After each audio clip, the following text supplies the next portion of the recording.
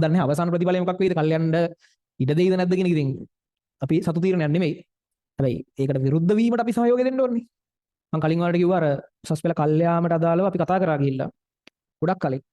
ඒකේ බොහොම අපිට හොඳ ප්‍රතිචාරයක් හම්බුන්නේ නැහැ. හම්බුන්නේ නැහැ. ඊට පස්සේ ඉතින් අඩු බලාපොරොත්තුවක තමයි හිටියේ. නමුත් දැන් ඉතින් අර හොඳ ප්‍රතිචාරයක් නැති හින්දා ඇත්තම හොඳයි පටන් ගන්න තියෙනවා කට්ටිය. ඒ කියන්නේ ඇත්තම කතන්දරේ සාධාරණ වශයෙන් කල්යා යුතුයිනේ. සාධාරණ වශයෙන් ගත්තොත් කාලය ලැබිය යුතුයි. ඒ නිසා ඒකට පටන් අරන් ඉන්න කට්ටියට අපි සහයෝගය දෙන්න තු ඉන්නව වැරදි. ඒ නිසා ඒකට අදාළ ඒ කට්ටියට අපි සහයෝගය දෙනවා. සහ මේ සතියේ සෙන්ටර්ස් වල මොකද යාලා කරන්නේ හරිද මට තේරෙන විදිහට. ඒ කියන්නේ කල්යා යුතුයි. ඒකේ මම දන්නේ අවසාන ප්‍රතිඵලය මොකක් වෙයිද? කල්යන්න ඉඩ දෙයිද නැද්ද කියන එක ඉතින් අපි සතු තීරණයක් නෙමෙයි. හැබැයි ඒකට විරුද්ධ වීමට අපි සහයෝගය දෙන්න ඕනේ. මේක කල්යන්නේකට තු තියන්න හදන එකට. ඉතින් විරුද්ධ වීමට සහයෝගයක් විදිහට ඊළඟ සතියේ ඒ සෙන්ටර්ස් වල කියන්නේ අපි ඒකට අදාළ ලීගල් පැත්තෙන් අවශ්‍ය දේවල් වලට මූල්‍ය ප්‍රතිපාදන දෙනවා. සහ මේ ඊළඟ සතියේ ඔයාලගේ සෙන්ටර්ස් වල අර මේවා අර ඒවට සයිනින් ප්‍රොසෙස් එකයි. ඉතින් ඔයාලට ඒකට සහයෝගය දක්වන්න ඕනේ නම් මම හිතනවා ඒක සාධාරණයි කියලා සයින් කරන්න ඒක. එතකොට ඒක අපි දන්නේ නැහැ මොකද්ද වෙන්නේ කියන එක. මම කියන්නේ සුළු හෝ බලාපොරොත්තුවක් තියාගෙන පාඩම් කරන එක කල් දාන්න එපා. හරිද?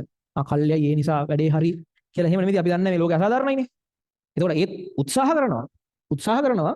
හැබැයි එහෙමයි කියලා පාඩම් කරන එක නවත්තගෙන හරි මට chance එකක් හම්බෙයි කියලා ඉන්න එපා.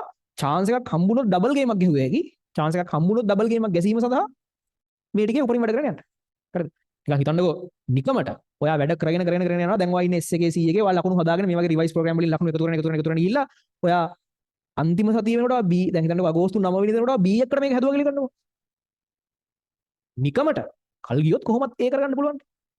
ඒ හින්දා ඒකයි වෙන්න ඕනේ. ඒ නැතුව එහෙනම් කල්යයි එහෙනම් මම 9 වෙනිදා වෙනකම් වැඩ කරන්න නැතුව ඉන්නවා වගේ කරන්න එපා. හරිද? අර වාසියක් ආවොත් ගම්මු. ඉතින් ඇත්ත සාධාරණේ තමයි යම් හෝ කාලයක් ලැබිය යුතුයි කියන එක. ඊට පස්සේ මේ දැන්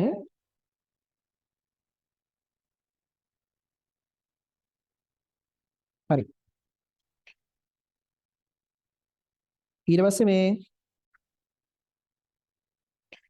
ඊට පස්සේ කරනවා.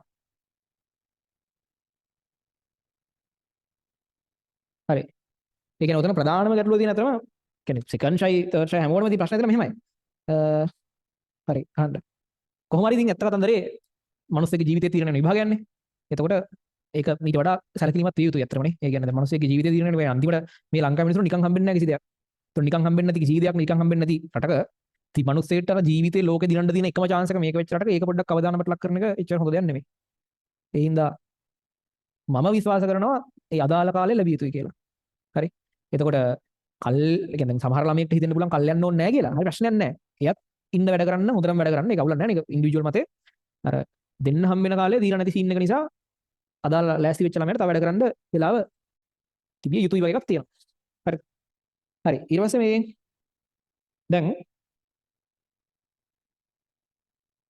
ගන්න ඊළඟට අර එහෙම කිව්වා කියලා නැවතත් කියනවා. දැන් ඔයාලා ගොඩාක් කරලා හඳ පෙන්නුවාම ඇඟිල්ල දිහානේ බලන්නේ. අර එහෙම කිව්වා කියලා හරි ගොඩම තමයි.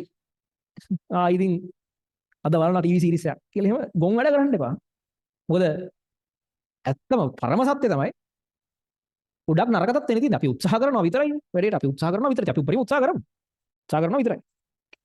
ඊළඟට මේ අහන්න. දැන් අහන්න. ඊට පස්සේ අහන්න. දැන් හොඳට අහගන්න. එතකොට කාච කිව්වහම පළවෙනි නම ඔලුවට එන්නේ කාච සූත්‍රයනේ.